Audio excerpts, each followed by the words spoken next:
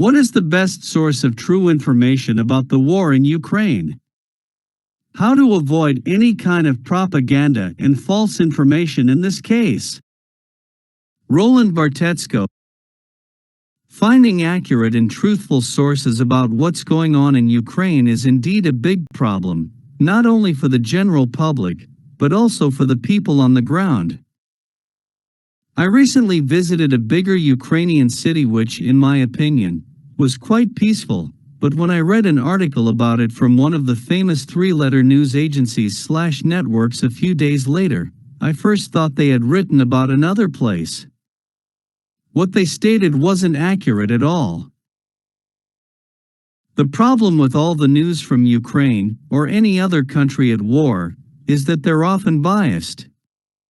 People here do not necessarily tell the journalists what they think is accurate, but what is best for the interest of their country.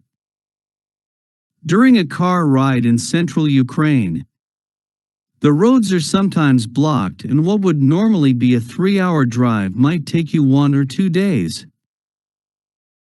In addition, although Ukraine is a democratic country, it's under martial law at the moment, which makes reporting much more difficult. I have the impression that many journalists are a bit careful when it comes to how they portray the war, as they don't want to piss off the people here or risk losing their accreditation. Another problem is that every journalist I met so far in Ukraine is sympathetic to the cause. Journalists are people, and when you report from a country that is under a brutal attack from its neighbor, it's impossible not to take a side, the Ukrainian, in this case. This sounds much worse than it is. At the moment, the war is going quite well for the Ukrainians, and there is no need to add any spin to your news to make them look good. The Ukrainians are terrific soldiers, very disciplined and determined.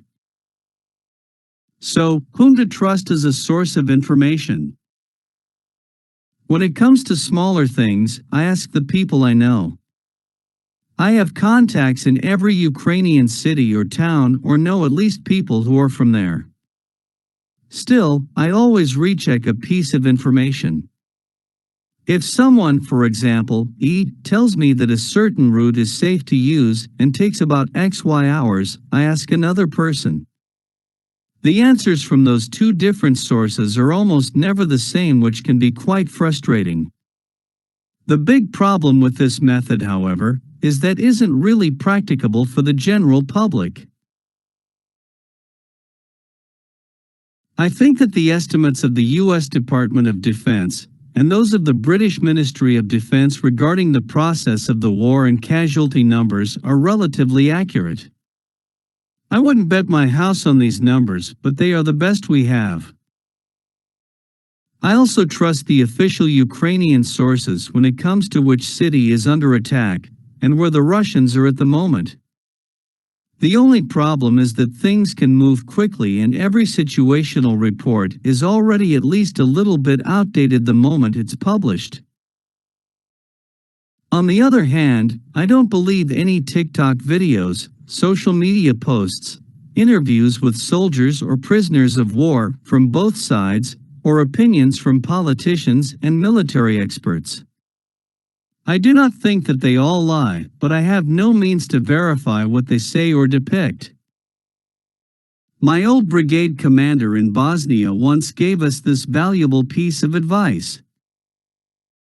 In war, you need to take off 90% of what you hear and 50% of what you see, then you get to the truth. 75.8K views.